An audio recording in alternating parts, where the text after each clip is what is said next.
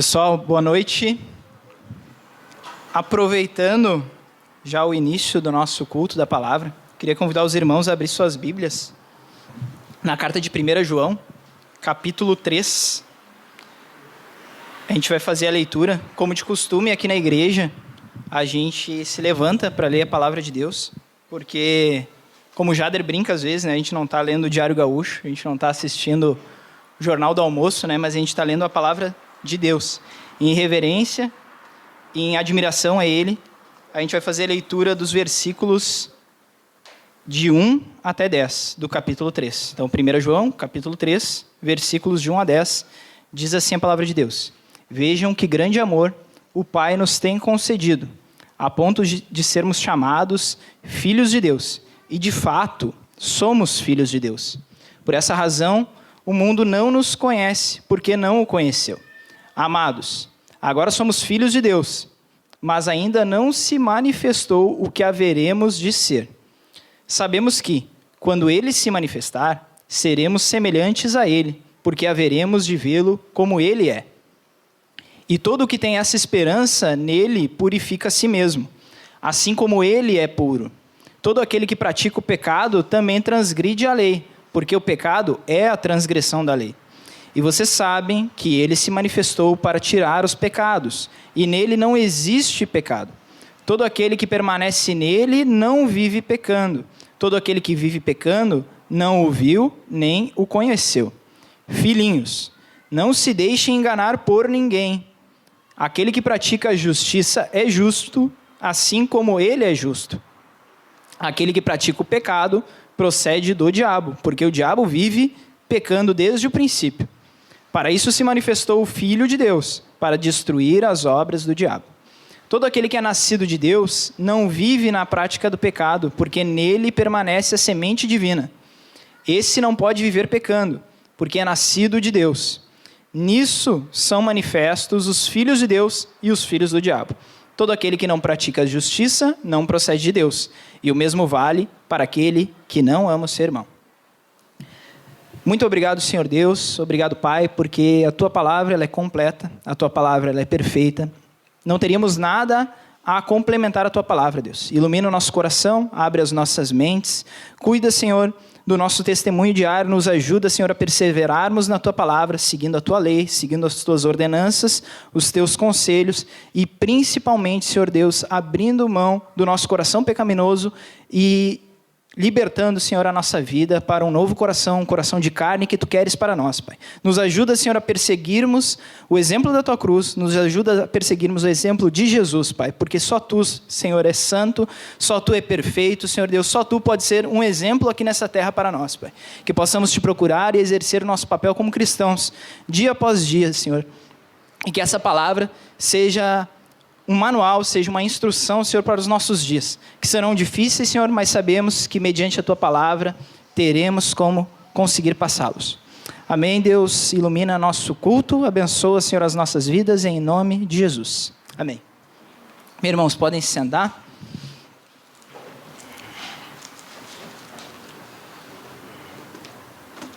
Só organizar aqui. A palavra de Deus, irmãos, que a gente acabou de ler, primeira carta de João, capítulo 3, é, na verdade, uma instrução para algumas igrejas. Antes de entrar mais a fundo no texto, eu queria relembrar com vocês o ponto principal da nossa série. A gente está hoje dentro de uma série chamada de Contrastes. Essa série a gente já está indo para o 6º episódio, se não me engano. E a cada episódio a gente trilha uma parte das cartas de João. E lá no começo dessa série, a principal distinção, porque o nome da série é Contrastes, então constantemente a gente vai estar vendo alguns contrastes entre coisas que são distintas. E lá no começo, a gente teve a distinção entre luz e trevas, entre amor e ódio, entre verdade e mentira, bem e mal. E cada vez mais a gente vê que o autor das cartas de João, ele cada vez mais nos traz contrastes. E cada vez nos traz à memória essa importância que a gente deve dar entre o certo e errado, bem e o mal. E o Jader até falou no primeiro episódio dessa série, porque tudo que cremos e praticamos reflete se estamos na luz ou nas trevas. Olha só que interessante essa frase. Tudo aquilo que a gente crê e pratica. Então, tudo aquilo que eu acredito, que me falam, e eu digo, isso é verdade, eu vivo isso como uma verdade, vai refletir se a gente está na luz ou nas trevas. Isso serve tanto para o bem quanto para o mal, tanto para a verdade quanto para a mentira. Se eu acredito numa mentira e vivo uma mentira, a minha vida vai refletir em uma mentira. Se eu escuto uma verdade e vivo uma verdade, a minha vida vai refletir uma verdade. É importante também, antes da gente prosseguir com a pregação, ressaltar alguns detalhes da Epístola de João, a qual, de acordo com Day Carson, é um discurso sobre os princípios doutrinários e práticos do cristianismo, porque a igreja daquela época ela estava parcialmente dividida. Tinha pessoas afastadas que tinham abandonado o evangelho, havia pessoas duvidosas da obra da cruz, pessoas que muito mais próximo do que nós daquela época, né? Mas mesmo assim, mesmo com exemplos, com pessoas que tinham participado, testemunhando sobre a obra da cruz, ainda assim não acreditavam na obra da cruz. Ou até descrentes de que Jesus humano era realmente o Cristo. Então tinha várias oscilações e erros e falhas, tanto doutrinárias quanto teológicas, né? Mas o objetivo dessa carta não é somente descrever, fazer uma lista então de erros e pronto, tá resolvido. Não, é intencionalmente refutar essas bases, princípios, práticas ímpias, errôneas, advertir contra elas, ou seja, informar que, olha, isso está errado. E principalmente, aquelas práticas que rebaixavam a Cristo, aquelas práticas que rebaixavam a realidade e o poder de todo o sofrimento, de todo o sacrifício expiatório que Jesus fez pelas nossas vidas. E ainda tem um objetivo, também na mesma carta, tem o objetivo de reanimar, o objetivo de ânimo. Por mais que seja duro, às vezes, a gente escutar que a gente erra, em contrapartida, existe um ânimo aqui para ser dado para aqueles que professam conhecer Deus de verdade e que têm comunhão com Ele. E ainda mais, renovar essa aliança com Deus, acreditando nele, andando em santidade e não mais no pecado. Então, agora para a gente entrar definitivamente no texto, eu queria só alertar mais um detalhe, que a gente possa prestar bastante atenção nessa palavra. Eu tive lendo e meditando nela algumas vezes durante a semana, e é uma palavra um pouco complexa. Muitas vezes eu li alguns versículos pensando em outros, e como que isso faz sentido, e as coisas se cruzavam, e vamos juntos que a gente vai conseguir chegar e evoluir mais em crescimento, em conhecimento da palavra de Deus. E essa palavra também pode despertar 3 pensamentos na gente, assim como despertou em mim, assim como pode despertar em vocês. O primeiro pensamento que pode despertar, o de ignorar a palavra e pensar, não, isso não faz sentido para mim ou para minha história, não, é indiferente, não vai mudar nada. Segundo pensamento que a gente pode ter, negar o pecado da minha vida.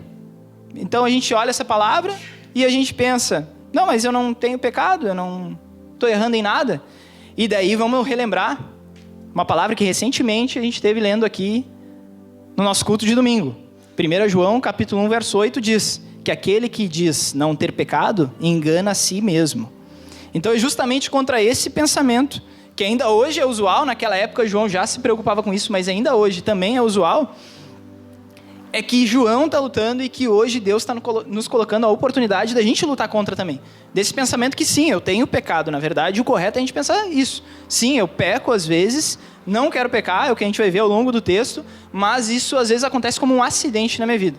Mas eu tenho que observar isso, eu tenho que reconhecer e me arrepender dos pecados e me lavar com o sangue de Jesus. E o terceiro pensamento, que é o que eu gostaria de ter na primeira vez que eu li essa palavra, e queria que vocês também tivessem, é que a gente tem uma dificuldade em interpretação da palavra. E que a gente precisa cada vez mais ler e aprender da palavra de Deus. E que a gente precisa compreender a obra total de Jesus em nosso lugar. E que a palavra nos convença a entregar a nossa vida de verdade para Jesus. Não só no domingo, não só num evento, não só numa campanha, mas sim entregar a nossa vida diariamente para Deus e restabelecer a nossa conexão com Ele. Então esse é o pensamento que a gente deve ter e que eu gostaria de ter na primeira vez que eu li essa palavra, ela me confrontou e eu não tive. Então vamos junto ter esse terceiro pensamento que eu acho que é o mais importante. Então a palavra que a gente leu em 1 João, só analisar primeiro os 3 primeiros versículos. Vamos ler eles de novo. Então, 1 João, capítulo 3, de 1 a 3 agora. Vejam que grande amor o Pai nos tem concedido, a ponto de sermos chamados filhos de Deus. E de fato somos filhos de Deus. Por essa razão o mundo não nos conhece porque não o conheceu. Amados, agora somos filhos de Deus, mas ainda não se manifestou o que haveremos de ser. Sabemos que, quando Ele se manifestar, seremos semelhantes a Ele, porque haveremos de vê-lo como Ele é. E todo que tem essa esperança, nele purifica a si mesmo, assim como Ele é puro. Amém. Primeiro vale destacar aqui, olha a admiração que o autor da carta tem por Deus, ao tornar os crentes seus filhos.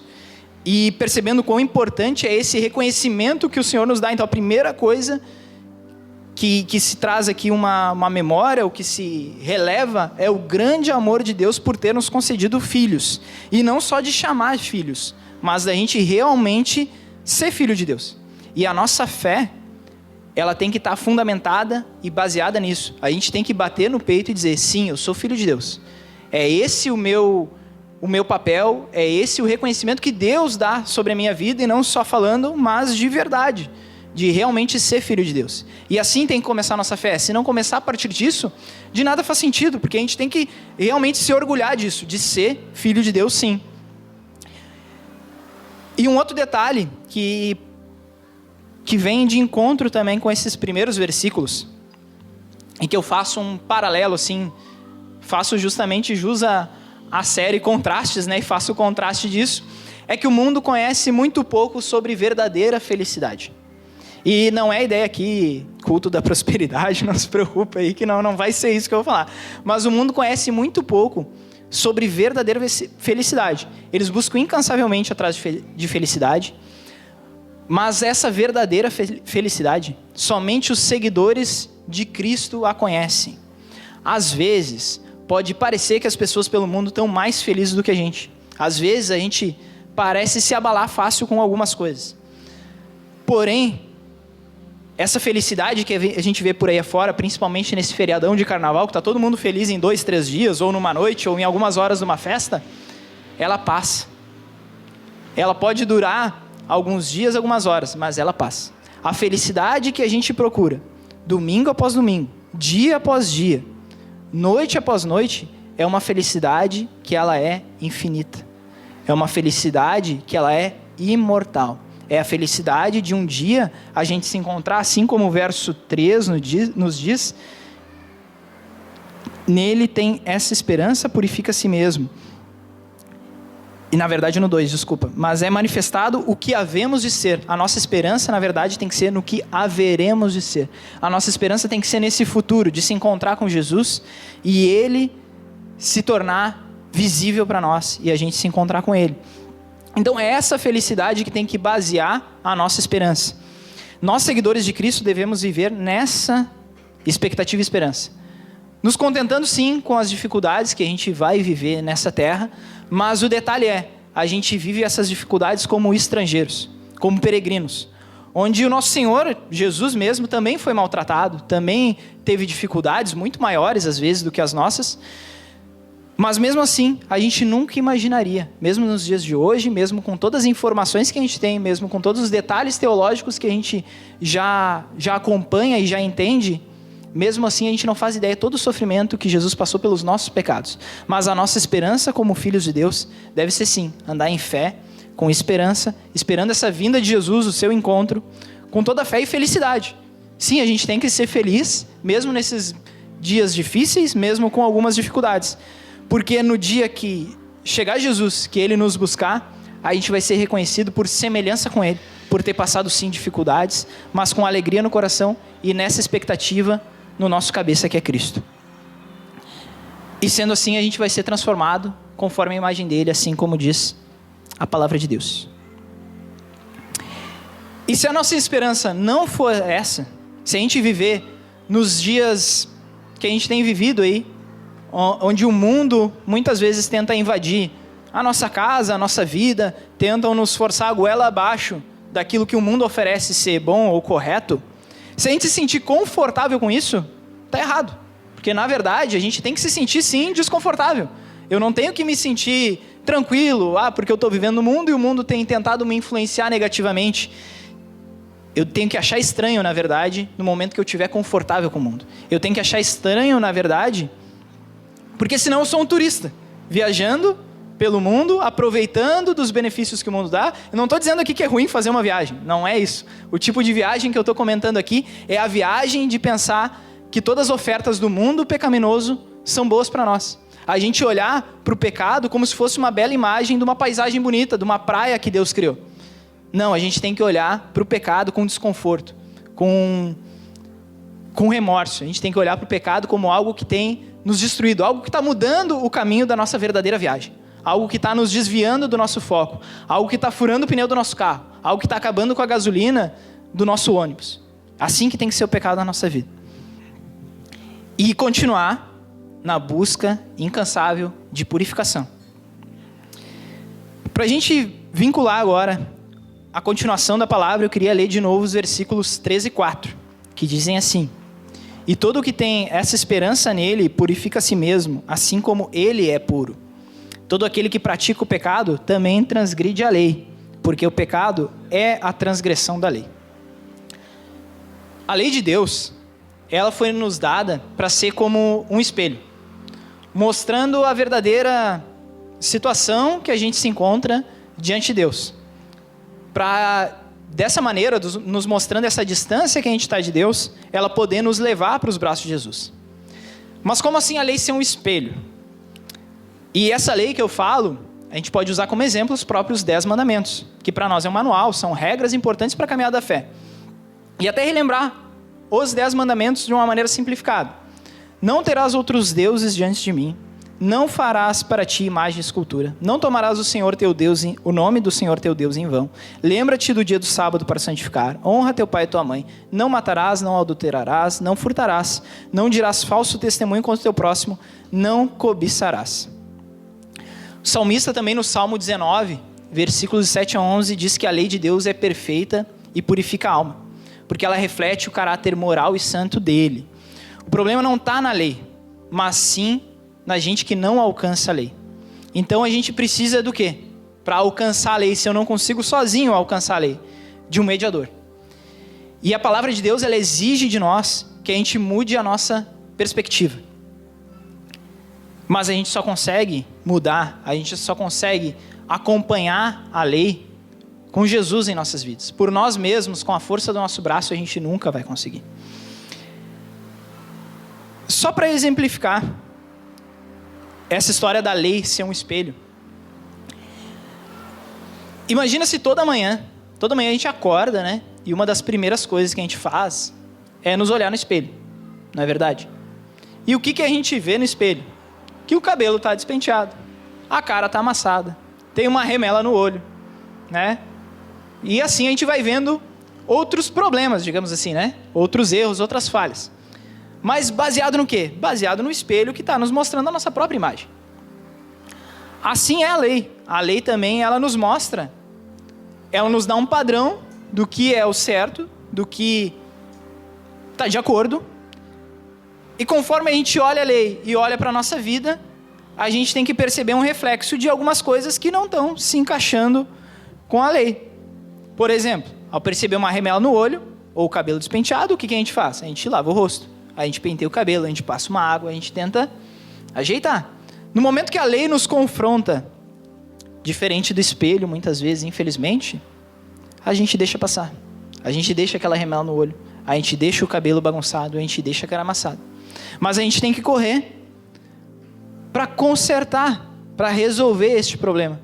Mas se a gente tivesse só a lei e só o espelho, de nada adiantaria.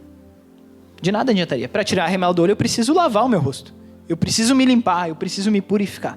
Para arrumar o meu cabelo, eu preciso de um pente, eu preciso da própria água. Assim como o espelho depende da água para resolver, assim também a lei depende de Jesus para nos purificar. Porque com as minhas mãos, com a água da pia, eu não vou conseguir me purificar. Com um pente, por mais novo que seja, eu não vou conseguir arrumar os defeitos e os problemas que eu tenho com o pecado. Somente Jesus. Então foi por isso que o Verbo se fez carne, para que todo aquele que nele crê não pereça, mas tenha essa possibilidade de vida eterna, mediante a purificação que nos foi dada pelo sacrifício de Jesus. Sacrifício esse que foi completo. Sacrifício esse que foi para redimir os nossos pecados. Sacrifício esse que ele não merecia, que na verdade cada um de nós merecia. Mas que mesmo assim ele se entregou, ele deu a vida dele, ele sofreu numa cruz para nos libertar dessa prisão. E eu gosto muito de vincular, quando eu comentei lá no começo de verdadeira felicidade, com liberdade. Hoje o mundo tem duas alternativas de nos julgar. Ou que a gente não é feliz de verdade, ou que a gente precisa buscar incansavelmente uma felicidade que nem o mundo sabe qual ela é, ou que a gente precisa buscar uma liberdade, que muitas vezes essa liberdade está para o mundo, né? Na cadeia que é a bebida, na cadeia que é as drogas, na cadeia que é o adultério, na cadeia que é o que está fora da lei. E infelizmente o mundo tem buscado essa liberdade, que na verdade não é uma liberdade, é uma prisão. Então eu gosto sempre de comentar, essa verdadeira felicidade, essa verdadeira liberdade que o mundo oferece, na verdade não é verdadeira. É a mais falsa e a mais pecaminosa felicidade que poderia existir. Retomando o nosso texto, versículos 4 a 7, para fazer essa conexão novamente. Todo aquele que pratica o pecado também transgride a lei, porque o pecado é a transgressão da lei. E vocês sabem que ele se manifestou para tirar os pecados, e nele não existe pecado. Todo aquele que permanece nele não vive pecando. Todo aquele que vive pecando não o viu nem o conheceu. Filhinhos, não se deixem enganar por ninguém. Aquele que pratica justiça é justo, assim como ele é justo. Nossa esperança, como eu já falei, ela deve ser que um dia seremos como Cristo. Um dia teremos um corpo assim como o de Cristo. Mas ainda não somos. E nesse tempo que a gente vive, que a gente pode chamar, eu gosto de ouvir o Luquinhas falando já, mas ainda não, né? Já somos salvos, mas ainda não. Esse período da nossa vida que a gente vive, que a gente tem sim que enfrentar dificuldades, mas que a gente tem que enfrentar essas dificuldades olhando para Cristo, nós temos que nos guardar até lá com essa evidência de que somos filhos de Deus. E essa evidência tem que ser que não vivemos pecando. Porque se não somos assim, na verdade não somos filhos de Deus. Esse verso 6 que a gente leu, lembra muito da primeira pregação lá, da nossa série de contrastes, onde Jader comentou sobre quem vive e anda na luz reflete a imagem de Cristo.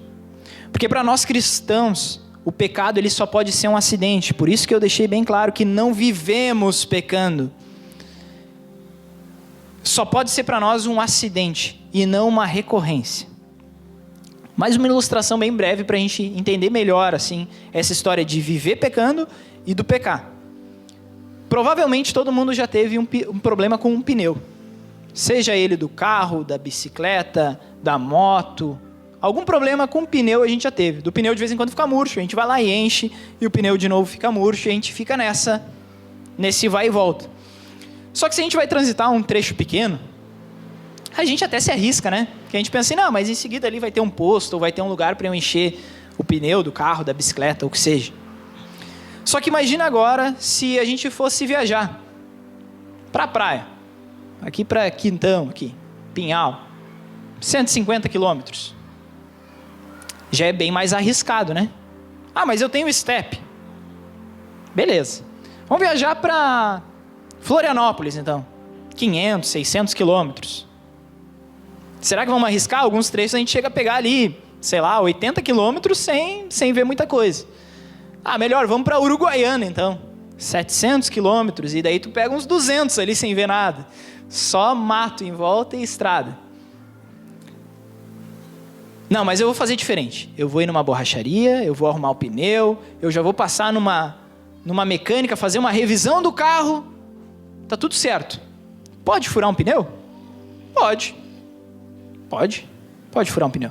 Mas vai ser um acidente, não negligência. Meu pneu não vai ficar murcho porque eu sabia que ele estava murchando. O freio do meu carro não vai falhar porque eu sabia que as pastilhas já não tinha mais pastilha. Então aí que tá. Eu estou tratando o pecado na minha vida com negligência ou com seriedade? eu estou empurrando com a barriga mais um pouquinho, porque o trecho que eu vou ir é só até domingo de novo, agora eu vim no culto domingo, até o próximo domingo, não, eu vou com esse pneu murcho até o próximo domingo. Será que é assim que a gente tem tratado o pecado na nossa vida? Ou a gente tem definitivamente ido consertar? E de novo, o conserto daí não é numa borracharia, não é no auto center, né? O conserto é de joelhos com o evangelho, é de joelhos aos pés da cruz, aos pés de Jesus. Só Ele vai poder sim consertar e purificar totalmente a nossa vida. E o detalhe que fica para a gente ficar gravado na nossa mente: vamos pecar? Infelizmente, tem que doer, tem que nos incomodar, tem que não ser normal, tem que ser algo, não, mas eu estou caminhando certo, eu estou fazendo toda essa revisão, eu estou fazendo meu devocional, eu estou lendo a Bíblia, eu estou vindo no culto, eu estou participando. Mas eu pequei. Tem que doer, eu pequei. Agora não, eu vivo pecando, toda hora o pneu está murcho, eu vou lá de novo e não tem problema. Não pode ser assim o nosso pensamento. A gente precisa sim nos arrepender definitivamente do pecado, não negligenciar experiências anteriores que a gente teve para evitar a recorrência no mesmo pecado. Tem coisas que infelizmente a gente vai ter que lembrar com dor, mas porque nos ajudam a prosseguir e não pecar mais. Correr para Cristo, não correr para qualquer outra alternativa, correr para Cristo, porque só Ele vai nos purificar, evitando assim pecar da mesma forma novamente. E assim a gente vai andar como verdadeiros filhos de Deus. Agora, continuando a leitura da palavra, e a gente já está se encaminhando, acho que para o último trecho. Essa palavra, ela não tem essas divisões, tá? Essas divisões foi mais ou menos uma interpretação, assim, para a gente conseguir entender um pouco melhor. Então vamos agora do verso 7 até o 10. Filhinhos, não se deixe enganar por ninguém. Aquele que pratica justiça é justo, assim como ele é justo. Aquele que pratica o pecado procede do diabo, porque o diabo vive pecando desde o princípio.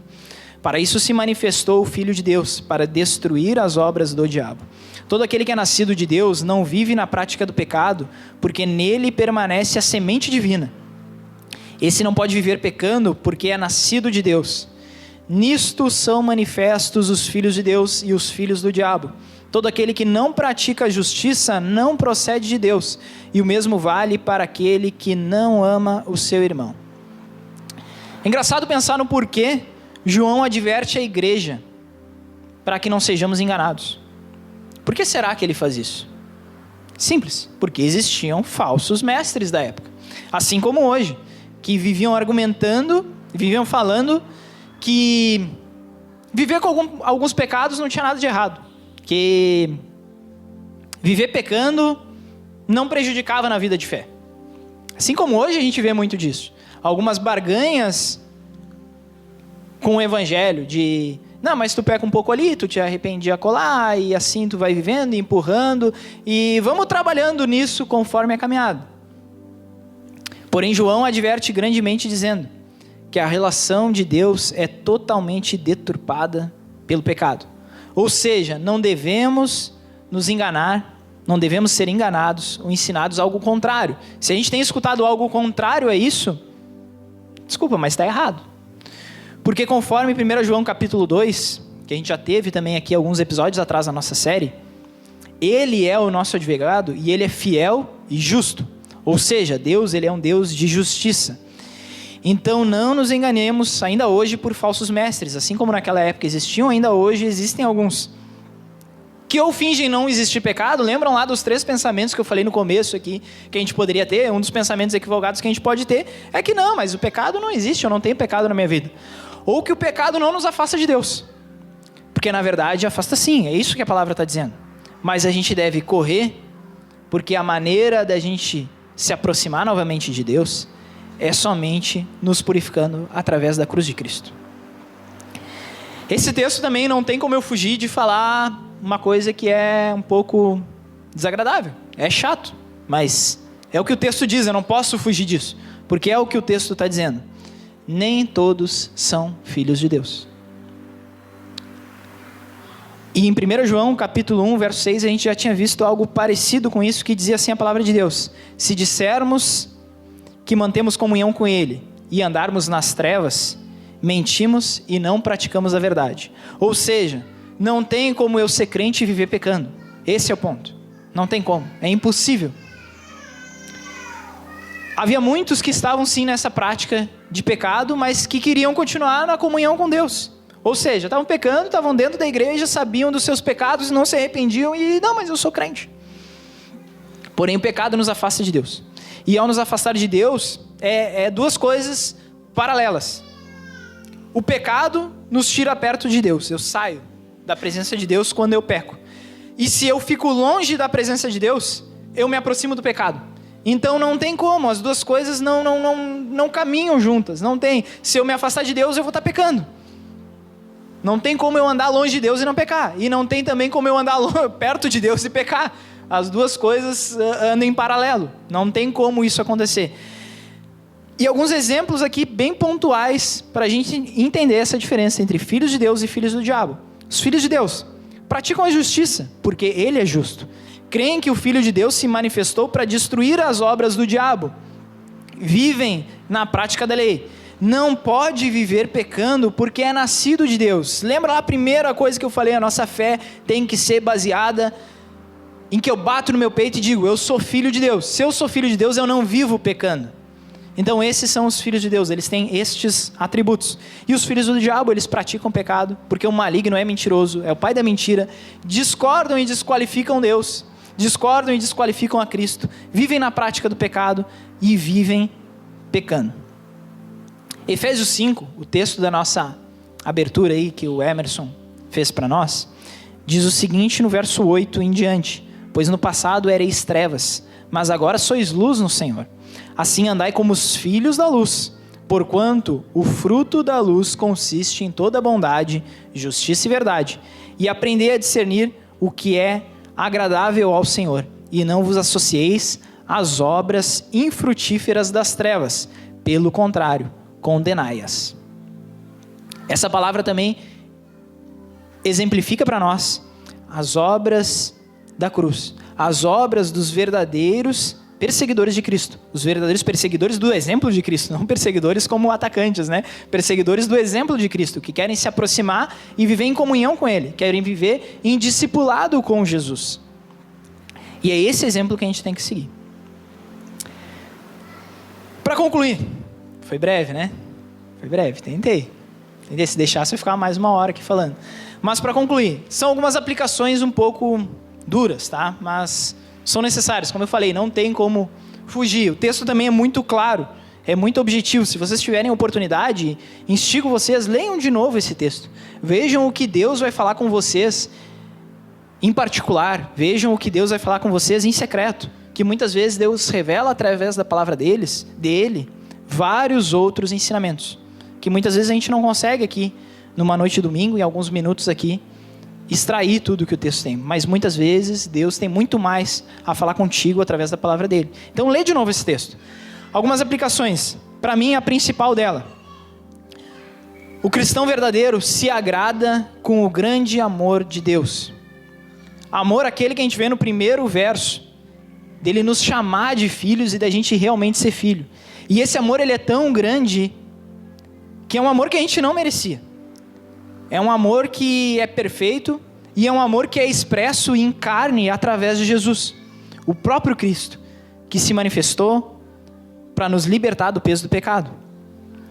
E essa crença, a gente acreditar nisso, e a gente ser verdadeiro cristão, percebendo esse amor de Deus, na nossa vida tem que ter um reflexo, não é só tipo, eu entendo e ok e tal, eu vou dormir e acabou e essa é a minha vida.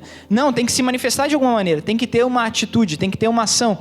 E que ação é essa que a nossa vida tem que refletir? Crendo nesse grande amor de Deus. Nossa vida tem que refletir retidão, andar nos caminhos da lei, olhando para aquele espelho. Lembra que eu comentei que a lei também pode ser traduzida ou exemplificada como um espelho? Então a gente tem que andar em retidão, olhando para aquele espelho e nos purificando. Como? Com água, com mensagem de amor, com mensagem de sei lá, de harmonia, de paz no dia a dia. Não, com a mensagem de Deus, com a palavra de Deus. É isso que vai nos orientar a nossa fé.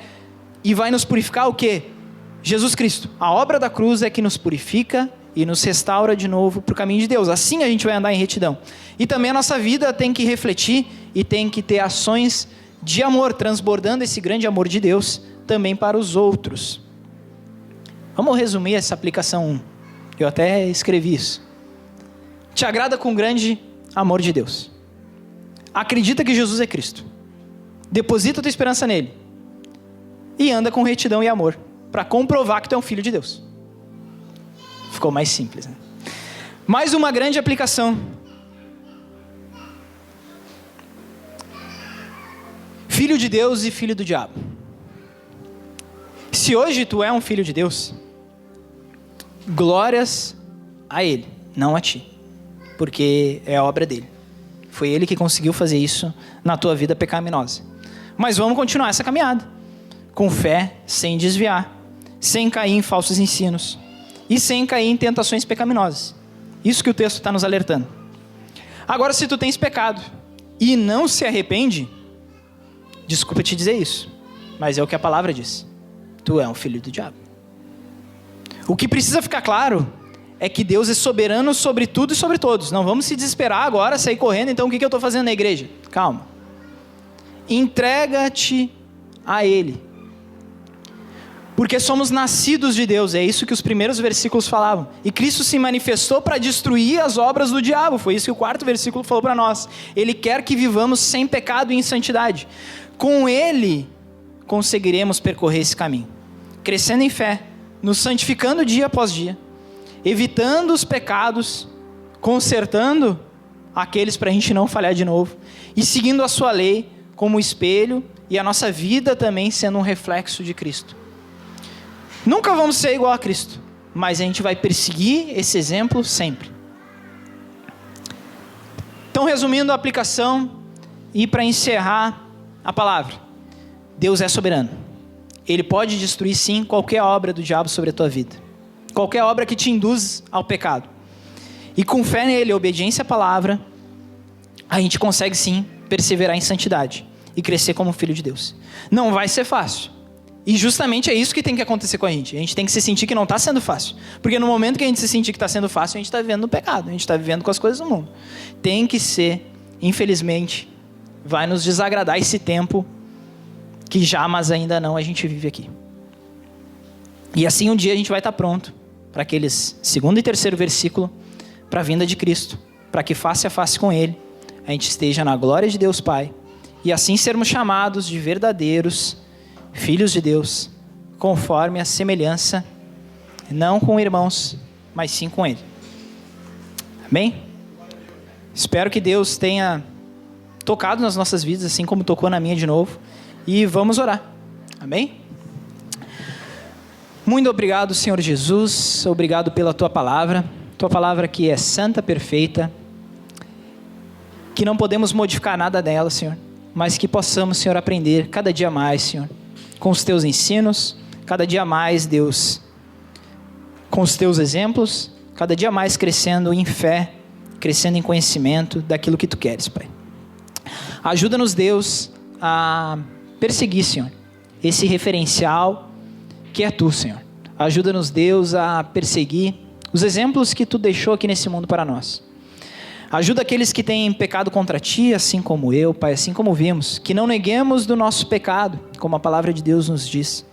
E que sejamos rápidos em arrependimento, fiéis em escolhas e justos, Pai, nas nossas decisões.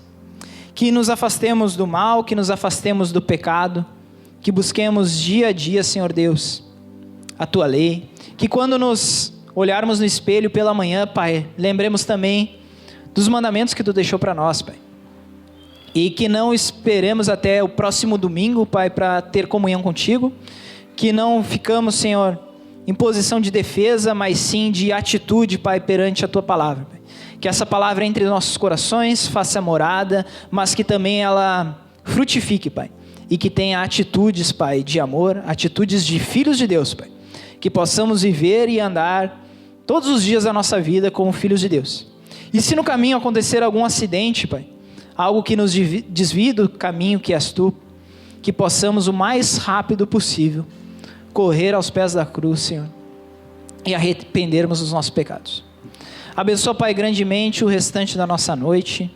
Cuida, Senhor, dos nossos corações, motiva-nos como servos Teus a viver nesse mundo, testemunhando de tudo aquilo que Tu tens feito para as nossas vidas, Pai. Crendo, Senhor Deus, que um dia virá o encontro face a face contigo e que seremos libertos, Pai, desse corpo e desse mundo para vivermos em santidade contigo. Muito obrigado por tudo que o Senhor tens feito em nossas vidas todos os dias, que isso é prova também da Tua misericórdia e o Teu cuidado para conosco. Abençoa, Pai, grandemente essa noite e a nossa semana, em nome de Jesus. Amém.